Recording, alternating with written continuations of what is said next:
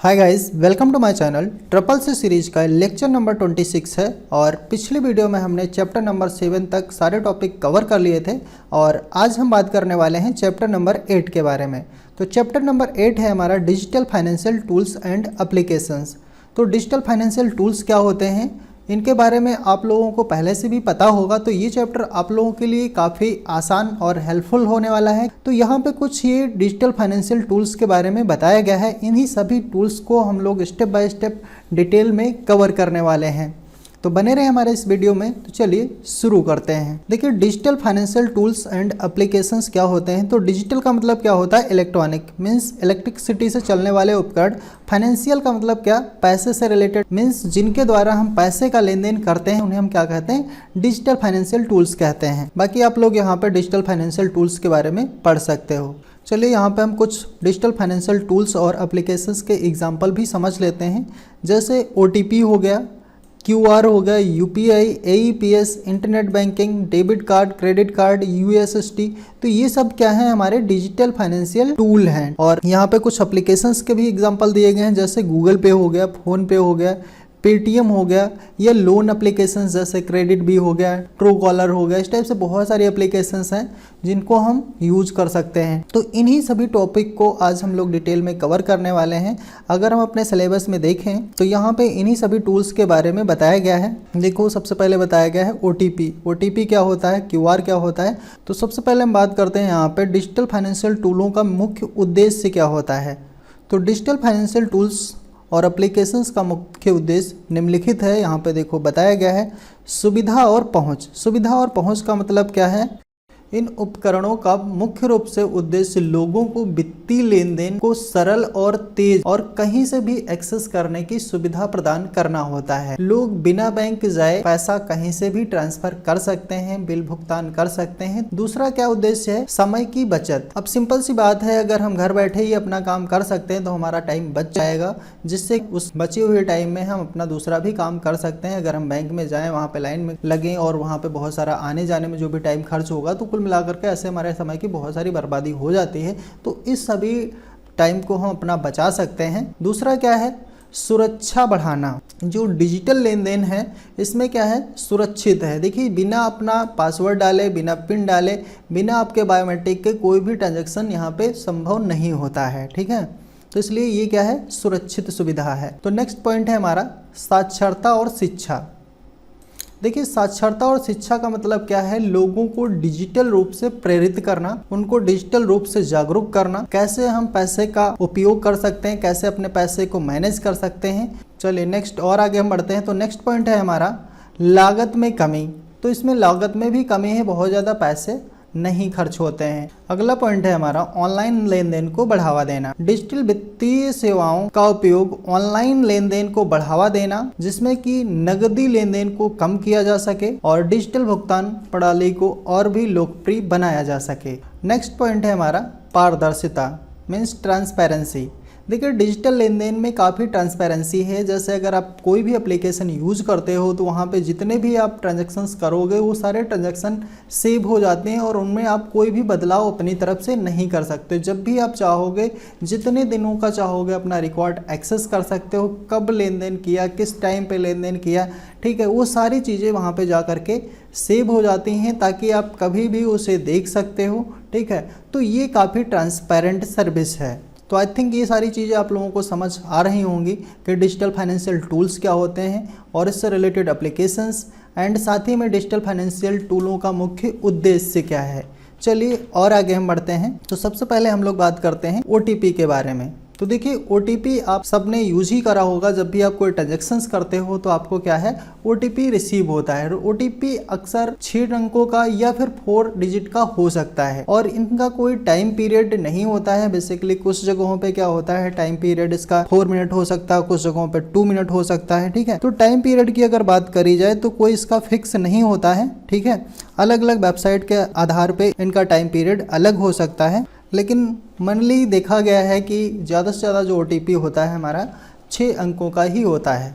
तो OTP का पूरा नाम क्या है? One time password. One time password का जैसा कि नाम से ही पता चलता है कि one time means single time ही यूज होता है। अगर आपने इसको एक बार यूज कर लिया तो दोबारा यूज नहीं किया जा सकता है, ठीक है। तो OTP क्या है? वन टाइम पासवर्ड होता है, जो आपके डिजिटल लेन देन में लॉगिन करने में इसकी ज़रूरत पड़ती है, जो आपके अकाउंट को काफ़ी सुरक्षा प्रदान करता है और हैकिंग से बचाता है, जिससे कि हमारा जो डिजिटल धोखाधड़ी है इसको कम किया जा सकता है। तो ये बात हो गई OTP की। चलिए और आगे हम बढ़ते हैं। तो अगला पॉइंट है हमारा OTP कैसे काम करता है। तो OTP कैसे काम करता है? जब आप लॉगिन करते हैं या कोई ऑनलाइन ट्रांजेक्शन्स करते हैं, जैसे कि बैंकिंग हो गया या फिर आप शॉपिंग करते हैं कोई भी, तो सिस्टम को एक OTP भेजा जाता है और वो OTP आपके मोबाइल नंबर या फिर ईमेल आईडी पे भेजा जाता है। OTP को दोबारा से जब सिस्टम में डाला जाता है तभी आप आगे लॉगिन कर पाओगे। नेक्स्ट पॉइंट है OTP के प्रमुख गुण। तो OTP के गुण क्या है? देखिए, पहली बात क्या है? अस्थायी। ये जो है अस्थायी है, मीन्स OTP हर बार अलग अलग होता है और कुछ समय के बाद समाप्त हो जाता है, जिससे इसकी सुरक्षा और भी बढ़ जाती है। नेक्स्ट पॉइंट है हमारा two factor authentication. Means OTP आमतौर पर पासवर्ड के साथ संयोजन में इस्तेमाल किया जाता है, जिससे सुरक्षा की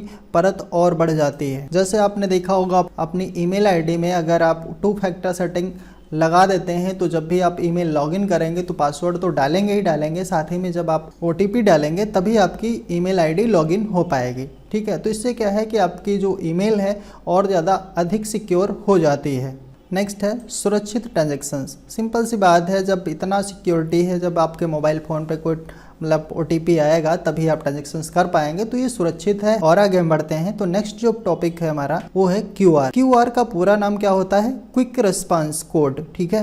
तो क्विक का मतलब तुरंत। इसके माध्यम से क्या होता है कि आसानी से आप पैसे का लेन देन कर सकते हो। QR आज की डेट में आप लोगों ने देखा होगा हर जगह पे अवेलेबल है, आप QR के द्वारा पैसा पेमेंट कर देते हो। तो QR ऑलमोस्ट आप सबने यूज ही करा है। देखिए वही चीज़ यहाँ पे भी बताई गई है। बेसिकली क्या है कि जो QR है एक बहुत ही बढ़िया साधन है, क्योंकि हम QR में अपनी बहुत सारी इन्फॉर्मेशन स्टोर कर सकते हैं। जैसे ही आप मोबाइल फ़ोन के द्वारा उसे स्कैन करोगे वो सारी इन्फॉर्मेशन आपके पास आ जाएगी। जैसे अगर डिजिटल फाइनेंशियली की बात करी जाए, जो पैसे का लेन देन होता है, तो वहाँ पे क्या होता है, आपका अकाउंट से रिलेटेड पूरा जो रिकॉर्ड होता है उस QR में स्टोर हो जाता है। अकाउंट नंबर, IFSC कोड, तो ये सब कुछ आपको डालने की ज़रूरत नहीं होती है, आपके पूरे अकाउंट से डायरेक्टली वो स्कैन कर लेता है, ठीक है। तो QR के माध्यम से बहुत सारी इन्फॉर्मेशन आप स्टोर कर सकते हो QR में, जैसे QR लिंक हो गया या फिर पैसे से रिलेटेड अपना पर्सनल डिटेल हो गया, ठीक है। अलग अलग टाइप के आप QR बना सकते हो। QR में बहुत सारा डेटा अपना स्टोर कर सकते हो, चाहे फोटो से रिलेटेड हो, टेक्स्ट से रिलेटेड हो, ठीक है। तो इस टाइप के अपना QR जनरेट कर सकते हो। तो ये बात हो गई QR के बारे में। देखिए यहाँ पे बताया गया QR कैसे काम करता है। तो इसे स्कैन किया जाता है। जब भी आप QR को स्कैन करते हो अपने मोबाइल फ़ोन के माध्यम से, तो फ़ोन द्वारा उस कोड को रीड किया जाता है और फिर उसके बाद में जो भी जानकारी होती है वो आपके मोबाइल फ़ोन में आ जाती है। और जैसे इसमें क्या हो सकता है, वेबसाइट का लिंक हो सकता है, पेमेंट का डिटेल हो सकता है। इन सारी जानकारी को आसानी से मोबाइल फ़ोन के माध्यम से हम रीड कर सकते हैं। तो ये हो गई बात QR कोड कैसे काम करता है। और आगे बात करते हैं हम QR कोड के प्रमुख उपयोग क्या है, कहाँ कहाँ उपयोग किया जा रहा है इसका। तो देखिए, जब भी हम पेमेंट करते हैं, पेमेंट करने के लिए कर सकते हैं, वेबसाइट का लिंक दे सकते हैं या कोई भी जानकारी स्टोर करने के लिए, ठीक है, अपना कॉन्टैक्ट डिटेल्स स्टोर करने के लिए, इन सारी जगहों पे QR की जरूरत पड़ती है। जैसे आप लोगों ने देखा है कि विजिटिंग कार्ड वगैरह हो गया, तो आपको उसमें सारा डिटेल लिखना होता है। तो उसमें क्या है, अपना डायरेक्टली एक QR दे दीजिए, उस QR के अंदर सारा आपका पर्सनल डिटेल हो सकता है। तो बाकी इनके बारे में आप लोग यहाँ पे पढ़ सकते हो, ये सारी चीज़ें यहाँ पे बताई गई हैं। चलिए और आगे बढ़ते हैं। QR के फायदे, आसान और तेज। मीन्स QR को स्कैन करना बहुत ही आसान और तेज होता है। मीन्स तुरंत जैसे ही हमने फ़ोन से स्कैन किया तुरंत ही स्कैन हो जाता है। सुरक्षित है और बहुत सारी जानकारी स्टोर करने के लिए यूज़ किया जाता है। तो ये सारी बातें हो गई आपकी QR के बारे में। चलिए और आगे बढ़ते हैं। तो अगला जो टॉपिक है हमारा UPI। अब UPI आप सबने यूज़ किया होगा, जैसे जितने भी लोगों ने पेमेंट डिजिटली रूप से लेन देन कर रहे हैं आज की डेट में, ऑलमोस्ट हर कोई यूज़ कर रहा है। तो UPI के बारे में सबको पता होगा। तो UPI का पूरा नाम क्या होता है, यूनिफाइड पेमेंट इंटरफेस। UPI एक डिजिटल भुगतान प्रणाली है जिसे भारत सरकार और भारतीय राष्ट्रीय भुगतान निगम मीन्स NPCI का पूरा नाम क्या होता है, national payment corporation of India द्वारा विकसित किया गया है। यह सिस्टम एक से दूसरे बैंक में पैसा भेजने का सबसे आसान और सरल तरीका है। यूपीआई कैसे काम करता है? तो यूपीआई एक एप्लीकेशन के माध्यम से आप यूज कर सकते हो। यूपीआई का उपयोग करने के लिए आपको एक यूपीआई आईडी बनानी होती है जो कि आपके बैंक खाते से जुड़ी होती है। इसे आपके मोबाइल फोन के जरिए एक्सेस किया जाता है, जैसे कि गूगल पे, फोन पे, पेटीएम, भीम, ये सब क्या है? एप्लीकेशंस हैं जिनके द्वारा हम यूपीआई आईडी बना सकते हैं और अपने पैसे का लेन देन कर सकते हैं। नेक्स्ट पॉइंट है हमारा पैसे भेजने और प्राप्त करने की प्रक्रिया। यूपीआई के माध्यम से आसानी से पैसे का लेन देन हम कर सकते हैं, पैसा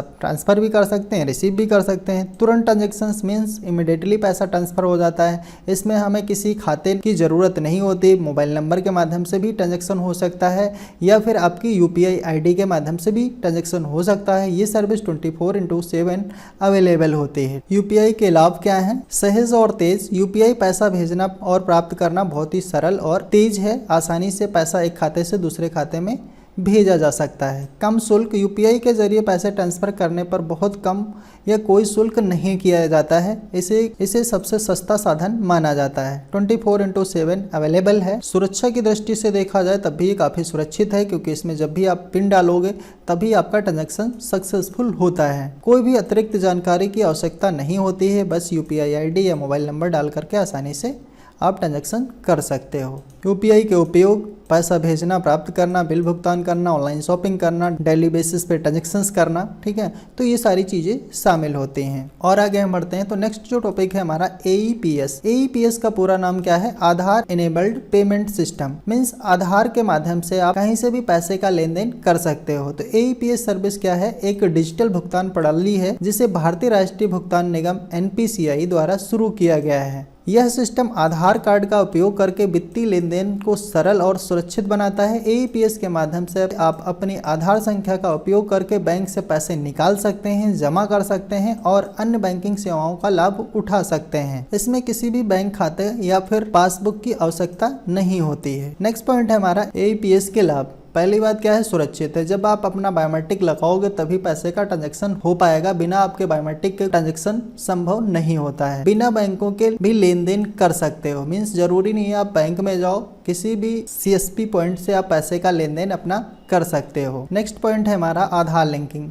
AEPS के लिए आपको केवल अपना आधार नंबर लिंक करना होता है। इससे आपका बैंक खाता आधार से जुड़ जाता है। इसके बाद आप किसी भी आधार लिंक बैंक से अपना लेन देन कर सकते हैं। तो AEPS जो सर्विस है काफ़ी आसान है। मीन्स कहीं से भी अपना पैसा विड्रॉ कर सकते हो, फंड ट्रांसफ़र कर सकते हो।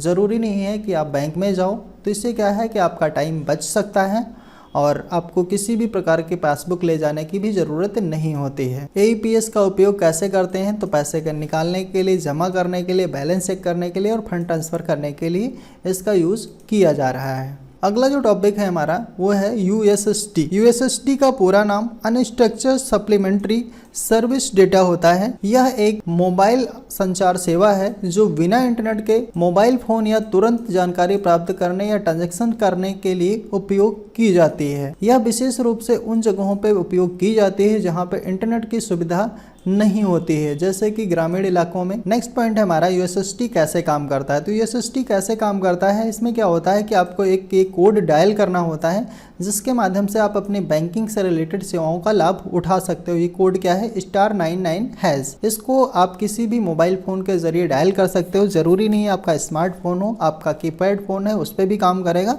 ठीक है। तो ये काफ़ी हेल्पफुल सर्विस होती है। नेक्स्ट टॉपिक है हमारा USSD के प्रमुख उपयोग। बैंकिंग सेवाएं। आप अपने बैंक का बैलेंस चेक कर सकते हैं, पैसा ट्रांसफर कर सकते हैं, बैंक से जुड़ी अन्य सेवाओं का भी लाभ उठा सकते हैं। अगला टॉपिक है हमारा मोबाइल रिचार्ज और बिल भुगतान। USSD के जरिए आप मोबाइल रिचार्ज कर सकते हैं, पोस्ट पेड बिल भुगतान कर सकते हैं। और नेक्स्ट टॉपिक है हमारा कस्टमर सर्विस। यदि आप किसी भी सेवा या जानकारी की जरूरत है तो USSD कोड के जरिए आप कस्टमर सर्विस से संपर्क कर सकते हैं। एंड नेक्स्ट है डेटा चेक और अन्य सेवाएं। Internet data balance, talk time balance या अन्य सेवाओं की आप जानकारी USSD के माध्यम से ले सकते हैं। तो इसका use banking, mobile, customer service and data checking करने के लिए किया जा रहा है। नेक्स्ट और आगे हम बढ़ते हैं USSD के फायदे क्या हैं।